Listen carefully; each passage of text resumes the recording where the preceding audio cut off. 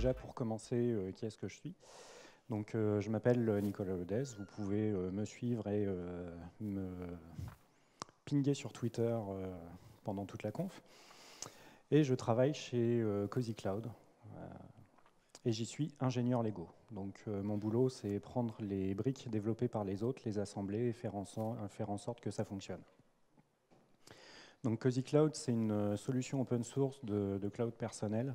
Donc là, comme vous le voyez sur le schéma, on branche tous ces périphériques, toutes ces applications. On va collecter les données sur plein de sites pour reprendre le contrôle de ces données dans un espace qui est personnel.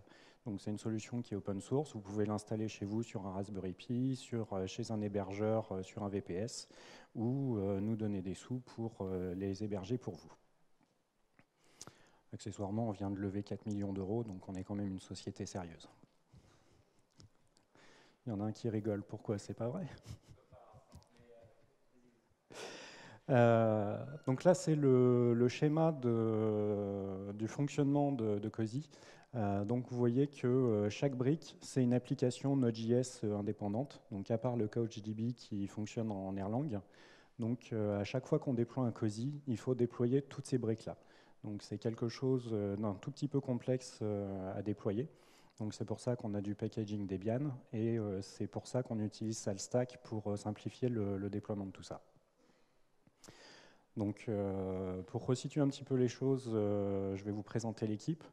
Donc on est 3 administrateurs système depuis début juin. Il y a un deuxième qui vient de nous rejoindre.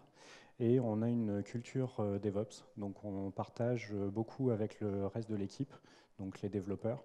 Et on essaye d'automatiser un maximum de choses. Je suis quelqu'un d'assez feignant, j'aime pas faire les choses à la main. Donc quand je suis arrivé chez Cozy, on avait 2 machines Proxmox avec de l'OpenVZ. On avait à peu près une centaine de Cozy. On utilisait Monit pour le monitoring et SalStack pour orchestrer tout ça. Mais on faisait beaucoup de choses à la main. Enfin bon, ligne de commande. Donc on avait une ligne de commande qui permettait de déployer un Cozy de manière unitaire. Le problème, c'est qu'à chaque fois qu'on créait un Cozy, il y en avait pour 2 à 3 minutes. Et surtout, quand la création plantait, il fallait reprendre depuis le début. Donc on resupprimait tout ce qui avait été créé et on reprenait la création. Donc si c'était le dernier truc qui foirait, ben, on resupprimait tout, on recréait tout. Et il y a un autre truc, c'est que l'infrastructure a vraiment grossi. Donc alors le schéma n'est pas extrêmement net, mais donc l'utilisateur se connecte sur un reverse proxy Nginx. C'est lui qui va porter le certificat SSL et va faire la terminaison SSL du coup. On a un VRAC, donc c'est un réseau privé chez OVH qui permet d'interconnecter toutes les machines sur un réseau privé. Et chaque Cozy va être une VM qui va être dédiée à un utilisateur.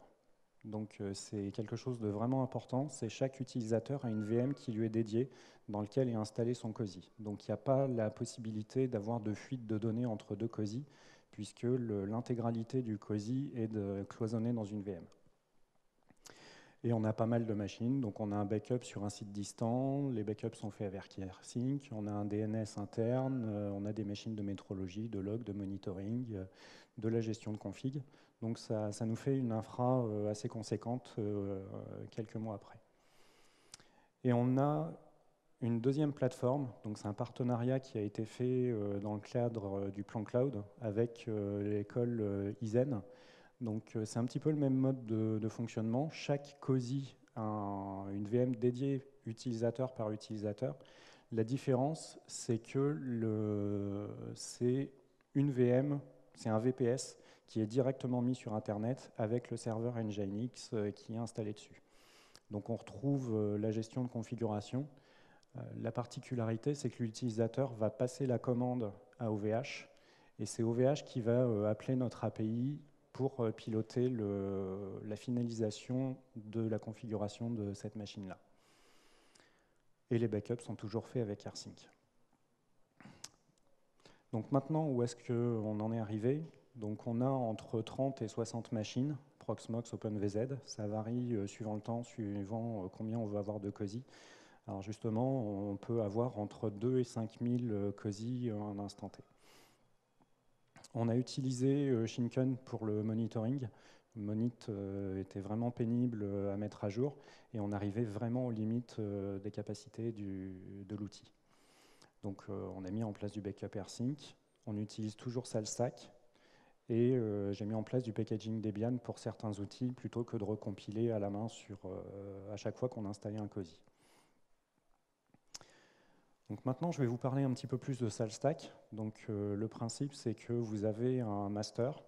Donc j'ai pris cette image-là parce que ça fait une ruche dans laquelle on a toutes les configurations que l'on va pousser sur les machines. Et chaque machine, ça va être un mignon. Donc je trouvais que l'image de la ruche avec toutes les abeilles symbolisait bien une infra SalStack. Donc c'est le principe de master et de mignon dont je parlais. Ça communique en TCP, donc ça c'est le premier protocole qu'il y avait eu à l'époque. Il y a eu plusieurs expérimentations, c'est un petit peu en train de changer en ce moment, mais je suis resté sur ce protocole de communication. Pardon. Et donc ce protocole c'est du 0MQ. Donc c'est un système de pub-sub. C'est quand on va dire au master j'ai envie de faire telle chose sur tant de millions, on va donner ça au serveur 0MQ qui va déployer et qui va créer une tâche par mignon. Et chaque mignon va venir interroger le master régulièrement. Qu'est-ce que j'ai à faire? Donc il faut que tu installes le paquet Debian Nginx. Il va installer le paquet Debian et il va repousser le résultat au master. Il y a principalement 3 manières de faire des actions et de stocker des données. Donc on a les statuts, on va lui dire tu installes tel paquet, tu crées tel utilisateur, tu t'assures que le service soit démarré, ainsi de suite. Et on a 2 manières de stocker les données. Donc soit les grains, c'est quelque chose qui est assez statique et qui va être stocké du côté du mignon. Donc par exemple, ça va être le hostname, potentiellement un mot de passe ou des choses comme ça. Mais c'est des données qui sont un petit peu plus publiques. Et surtout, ce n'est pas des données qui peuvent être dynamiques. Donc ces données-là sont mises à jour à chaque redémarrage du mignon ou de manière régulière, mais pas de manière instantanée. Là où les pilars sont stockés sur le master, on a des ACL qui sont positionnés sur le master pour dire tel mignon a accès à telle information. Donc c'est là-dedans qu'on va pouvoir stocker des tokens d'authentification à des API, des choses comme ça. Et ces 3 fichiers-là peuvent être édités en YAML. Donc c'est un format qui est assez facile à manipuler et assez facile à lire. Alors on a la possibilité de mettre d'autres langages, mais on est resté en YAML. Et surtout, on a la possibilité de rajouter des modules. Donc par exemple, le SalStack ne sait pas gérer un COSI par défaut. On a développé des modules spécifiques en Python pour permettre de faire des actions directement dans les COSI. Mais surtout, il y a une API Python. Donc directement à partir de Python, on peut importer les modules de SalStack et faire des actions, donc soit en local sur les mignons, soit directement sur le master. Je vais y revenir un peu plus tard. Donc SalStack, ça se présente comment? Donc là, on a un exemple de statut. Donc c'est le début de l'installation d'un COSI. Donc j'inclus d'autres statuts, donc par exemple la gestion du backup pour pousser les clés SSH. Il me faut un serveur Node.js en version 4 et j'ai plein de prérequis à mettre en place. Donc par exemple, je mets un repository Debian qui s'appelle COSI, donc là son URL, la clé GPG qui permet de signer le repository et je vais mettre ça dans le fichier cosi.list. Et dans la foulée, je veux qu'il m'installe tous ces paquets-là. Donc la suite, je veux créer un utilisateur et je ne veux surtout pas lui créer de home directory. Je veux installer un paquet NPM dont le nom est COSI Monitor. Je veux créer un répertoire etc COSI, donc file.directory, dont le propriétaire sera COSI. Je vais créer un fichier controller.json, donc c'est un fichier qui est managé, il va appartenir à root. Ses droits seront 644 Et là, on voit que ce n'est pas du YAML pur, c'est un langage de template qui s'appelle Jinja, qui permet de, si le rôle CozyIzen est inclus dans le grain rôle, dans ce cas-là, je vais charger ce fichier-là. Dans le cas contraire, je vais charger ce fichier-là. On peut même exécuter des commandes. Donc là, c'est pour faire en sorte que le CouchDB soit démarré au moment où je vais appliquer le reste de mon statut. Et pour l'exécuter, ce statut, c'est simple. Je vais sur mon master, donc sur mon serveur salt. Je vais exécuter la commande salt. Je vais lui donner un nom de mignon. Je vais lui demander d'appliquer le module state.sls et je vais lui demander d'appliquer mon statut COSI. Donc là, il va récupérer l'intégralité de mon statut et il va essayer d'exécuter toutes les commandes, mais avant de les exécuter, il va vérifier si les statuts sont déjà bons. Donc par exemple, l'application COSI Import from Google a déjà été installée, donc il n'a pas besoin de la réinstaller. Et le système est idempotent, c'est-à-dire que si ce répertoire existe déjà, il ne va rien faire. S'il existe déjà, il ne va rien faire, mais s'il n'existe pas, il va bien le créer. Si le répertoire existe mais qu'il n'appartient pas à l'utilisateur COSI, il va changer son propriétaire.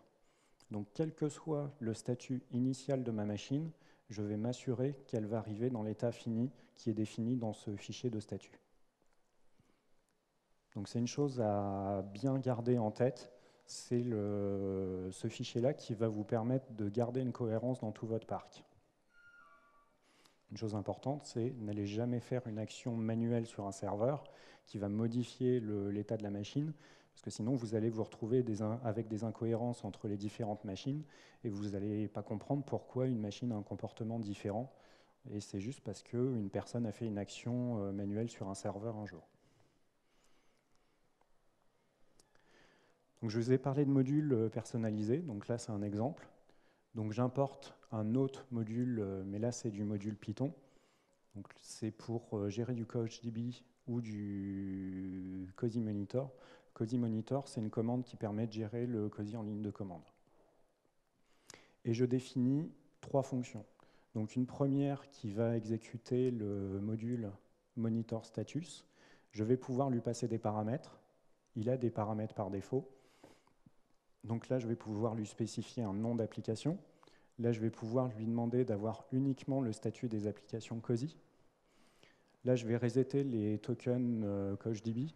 Donc, c'est les logins mots de passe pour accéder à la base de données. Et ici, je vais créer des tokens. Donc, c'est un fichier Python on ne peut plus classique. Il est simplement stocké dans le répertoire où on met les statuts, dans un répertoire underscore modules.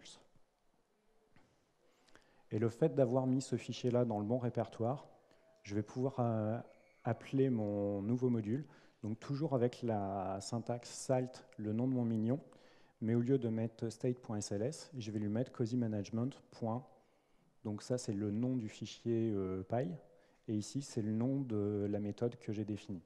Donc monitor status, et là, il me renvoie bien le statut de toutes mes applications. L'autre intérêt, c'est que l'objet va être dans un format Python, donc c'est un objet qui est manipulable en Python. Là, on a une sortie standard salt, mais on peut récupérer la sortie au format YAML, au format JSON. On doit peut-être pouvoir faire de l'XML pour les MASO, mais on peut choisir vraiment le format de sortie. Donc on a énormément de souplesse avec cet outil-là, puisqu'il est idempotent. Donc ça permet de gérer un parc vraiment important de machines. Quand j'ai 2000 COSI, je ne peux pas les gérer tous de manière unitaire. Et quand je lance une commande sur le parc, ça me permet de me garantir que tout mon parc va être homogène. On peut rajouter des commandes personnalisées avec les modules. Et maintenant, je vais vous parler de l'API COSI. Donc, je vous ai dit qu'on pouvait importer les modules SALT. Je vous ai parlé de la ligne de commande qui me prenait 2 minutes manuellement. Et je vous ai aussi parlé du fait que OVH appelait une API qui était chez COSI pour créer les VPS ISEN.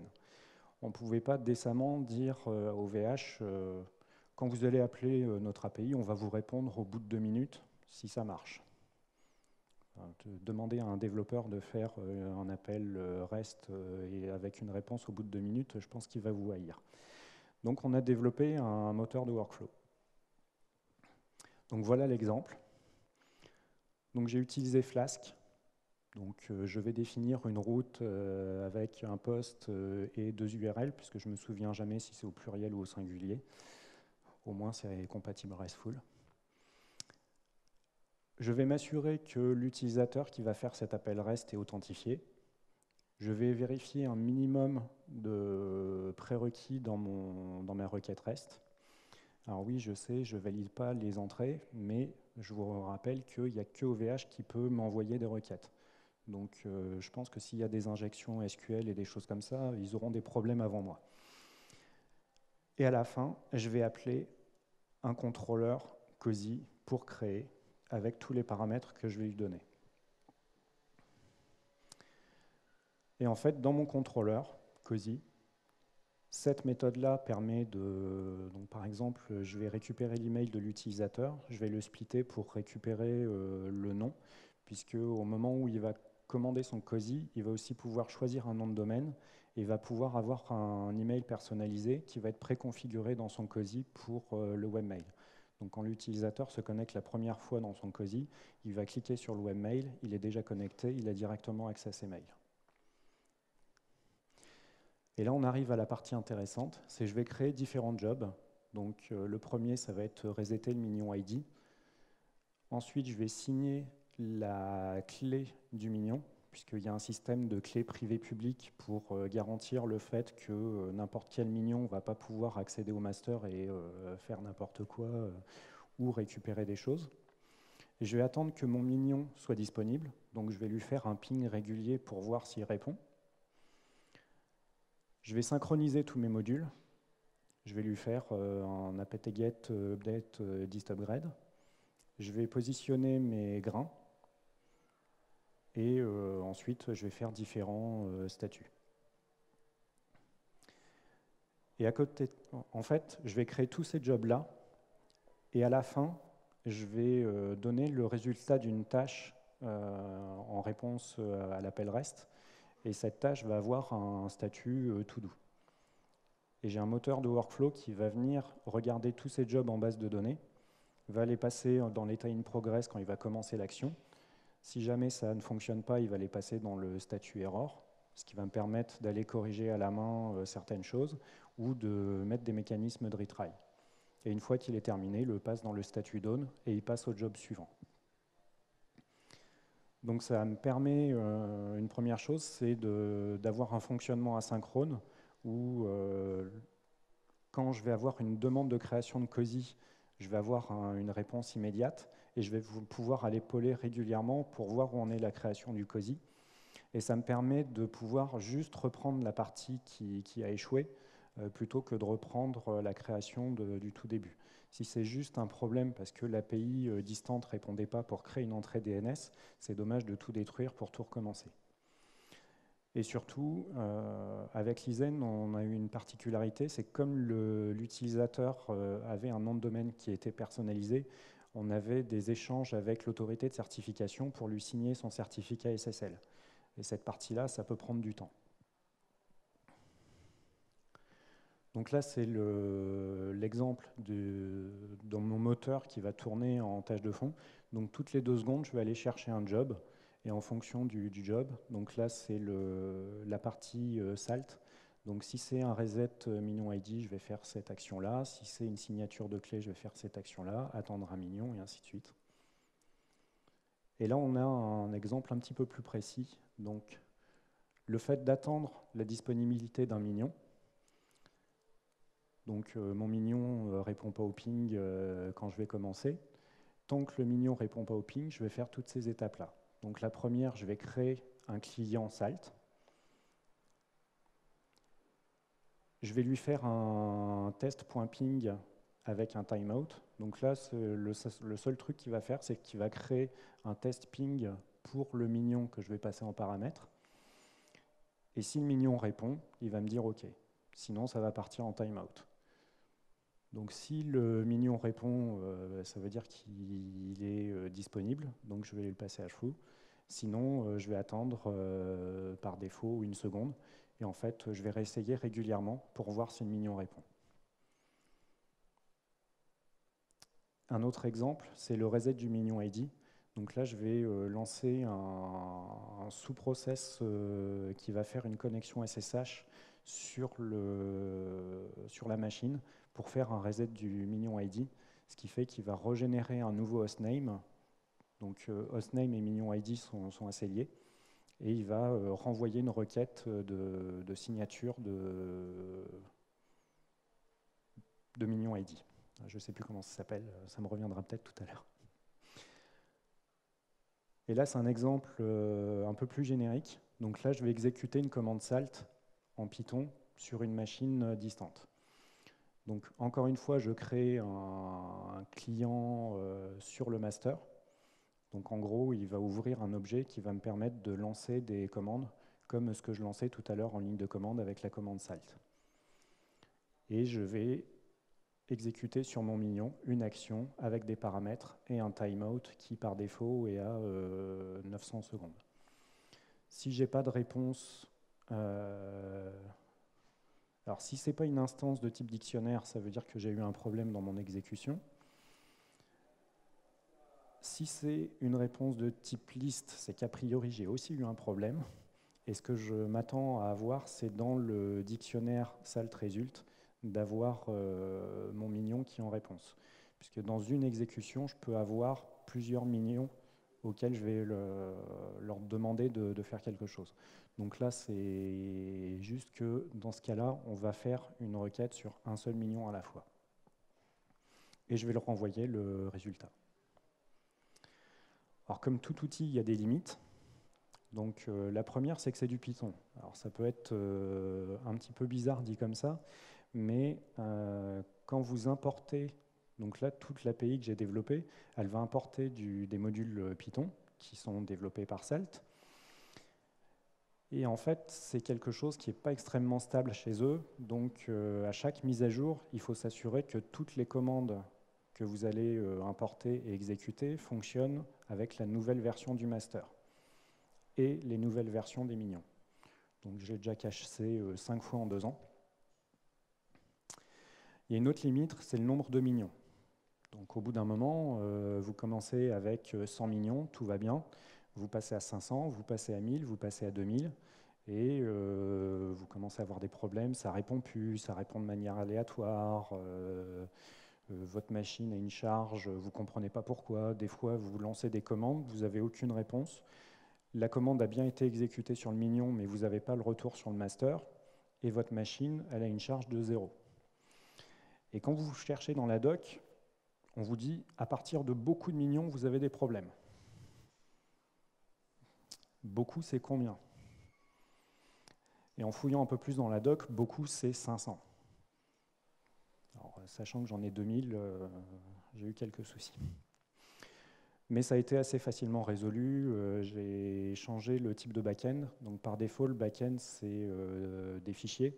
Donc à chaque fois que vous faites une exécution de salt sur tout votre parc, parce que là, dans les exemples que je vous ai montrés, j'ai précisé le nom du mignon, mais vous pouvez faire un étoile. Et en fait, il va vous prendre la liste de tous vos mignons. Et à chaque exécution, il va vous stocker un fichier de résultat par machine. Alors c'est du système de fichiers, donc il y a des limites en inode. Et il y a un système de cache, donc toutes les 2 heures, il va purger les exécutions. Ça, c'est quand tout va bien, quand vous ne faites pas beaucoup d'exécutions. Et des fois, je suis un petit peu bœuf, c'est je vais aller toutes les 5 secondes récupérer le résultat sur une vingtaine de machines ou sur 2000 machines. Alors quand vous avez 2000 machines qui vous répondent et que vous faites une exécution toutes les, je vais être gentil, 2 minutes, vous avez votre file system qui explose. Donc on peut changer le système de back-end. Là, je l'ai passé en Redis. Et en fait, ça m'a résolu énormément de problèmes. Je suis déjà à la conclusion. Donc, en conclusion, c'est Salsax, c'est bien. C'est top. Mais ça prend énormément de temps à mettre en place et à maintenir. Donc, depuis que je suis arrivé chez Cozy, ça va bientôt faire 2 ans, une bonne partie de mon travail, ça a été maintenir tous les statuts, les faire évoluer, et ainsi de suite. Par contre, ça m'en a fait gagner énormément, puisqu'on est passé en moins de 6 mois de 100 à 2000 Cozy tranquille.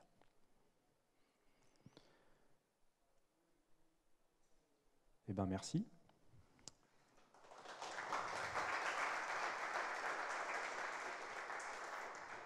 Donc suivez-nous sur Twitter, on est vachement intéressant. Et du coup, on a 15 minutes pour des questions-réponses. Alors avant de poser votre question, il faudra attendre que vous ayez le micro. Soyez pas timide. Non? C'était si pourri que ça?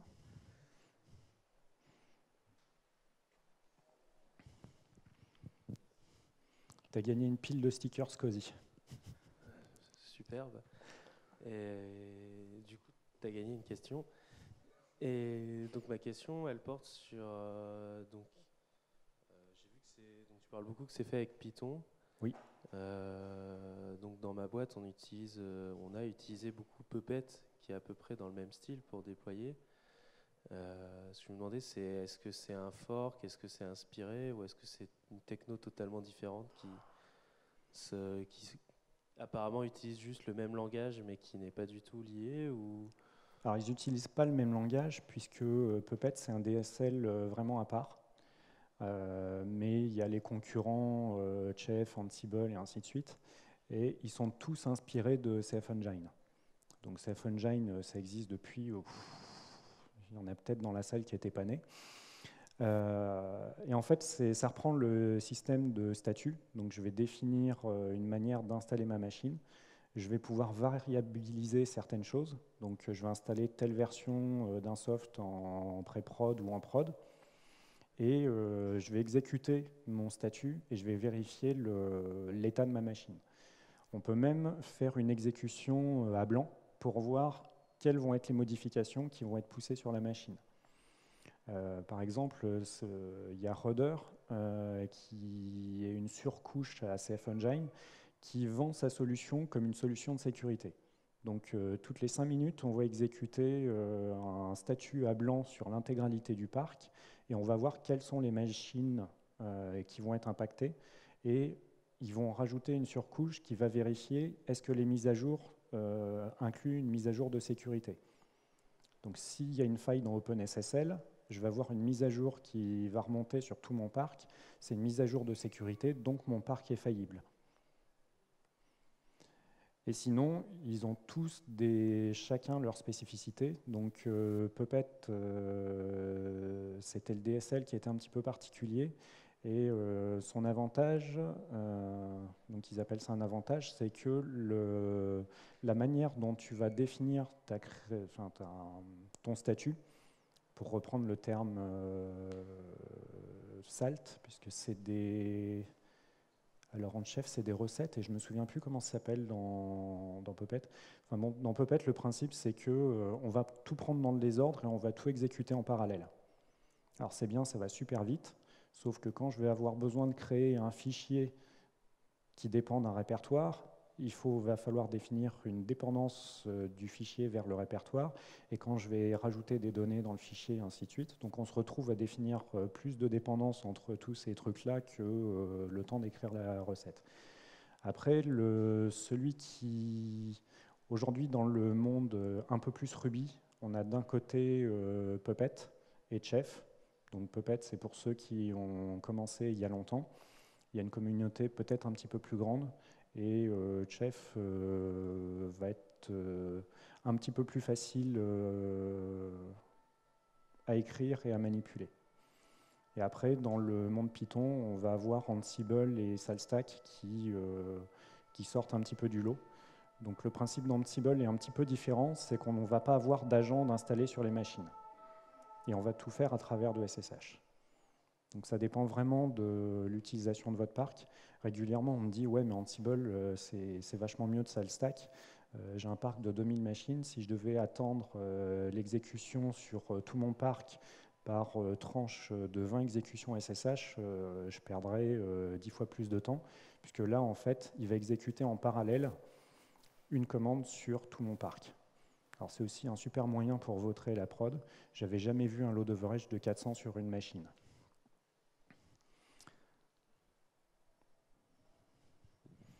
De grands pouvoirs. Implique de grandes responsabilités. Très bien. Tout à l'heure, tu as montré ton fichier qui définit tout ce qu'il doit y avoir sur ta machine, donc bash, etc. Oui. Sauf que tes machines, elles ont une image de base. Oui. Et je voulais savoir comment est-ce que tu définissais, par exemple, la façon dont ta machine va fetcher batch depuis un repository ou quelque chose comme ça. Est-ce que tu as un fichier de configuration qui est sur toutes tes machines et qui définit, quand tu reçois cet ordre, en fait, bash, en fait, tu dois faire un apt-get install bash. Bon, c'est peut-être pas C'est ça. donc, voilà, donc tu construis une image de base et dessus tu appliques des recettes ou des states comme dans SAT. Oui, donc on a de la Debian Jessie aujourd'hui et on utilise les repositories Debian classiques, on utilise Node-Source pour ce qui est Node.js et comme CouchDB est sorti de Debian, on a un repository privé public, je ne sais plus, pour la construction de CouchDB. Il est public puisque le paquet Debian officiel est basé dessus. D'autres questions? J'ai d'autres stickers. Ici. Oui, donc tu parlais des solutions de conteneurs. Tout à l'heure, tu utilisais OpenVZ, oui. Je crois. Est-ce qu'il y a des solutions envisagées autres pour évoluer? OpenVZ, de mémoire, je crois que c'est pas... c'est de moins en moins soutenu. Ouais. Oui, en fait, là en ce moment, on est en train de migrer vers LXOC. On est aussi en train de migrer toutes les machines physiques vers du public cloud d'OVH. Donc on va créer une grosse VM dans laquelle on va mettre plein de containers LXOC pour stocker les COSI.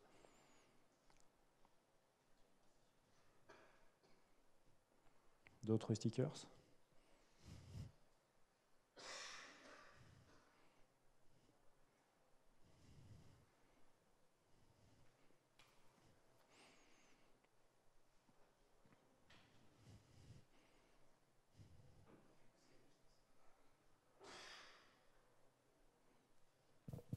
C'est bon. Du coup, c'est juste à la dernière remarque. Vous allez passer sur XE et toujours en gardant Proxmox ou pas? Non. Okay. Parce que Proxmox, dans sa version gratuite, les mises à jour sont pas super. Et dans sa version payante, c'est extrêmement cher par rapport aux machines qu'on a. Ça nous coûterait, j'avais fait une estimation à l'époque avec une dizaine de machines, ça nous coûterait 500 ou 1000 dollars par mois. Par rapport au service que ça apporte, je ne suis pas sûr que ça soit pertinent pour nous. Par contre, dans les tests que l'on est en train de faire, c'est d'utiliser LXOD. C'est dans la Ubuntu 16.04 où LXOD, LXOC et ZFS ont été intégrés. Donc les expérimentations sont en cours là-dessus. Et ce qui va nous permettre aussi de faire à peu près la même chose chez beaucoup d'hébergeurs, puisqu'on a la possibilité d'avoir des VM gérés avec KVM. Et LXOC se comporte beaucoup mieux dans du KVM que OpenVZ.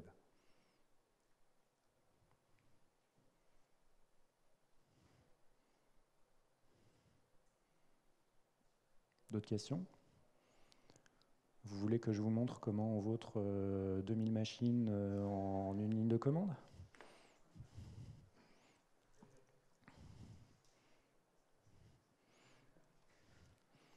Ouais, j'ai pas peur.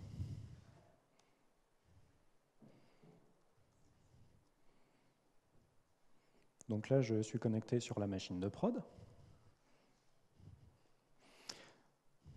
Donc là, je vais faire un test.ping sur tout le parc.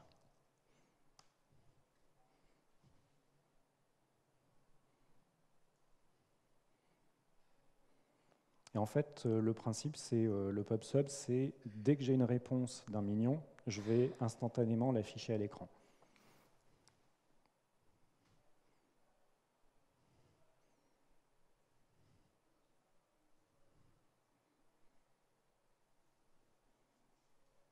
ouais, c'est un peu long, mais ça serait du Ansible, ça serait encore plus long.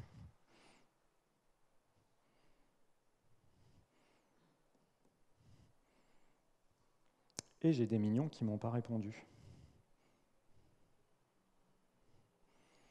Mais vous voyez qu'en quelques secondes, j'ai eu une réponse sur l'intégralité du parc. Mais ce que je peux aussi faire, c'est... Alors j'improvise totalement.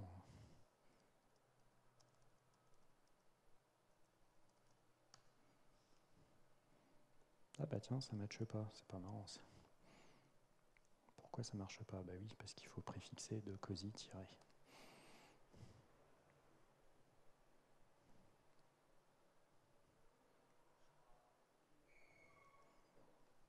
Et après, on peut aller chercher dans la docs Alstack.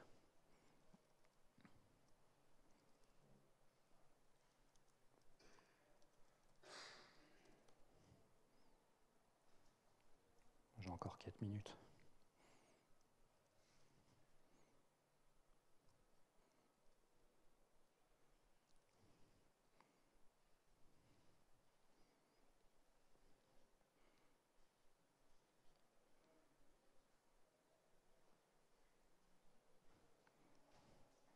Donc par exemple, pkg info install sur bash. C'est qu'une minute qui me reste. Eh bien, c'est pas disponible dans cette version-là.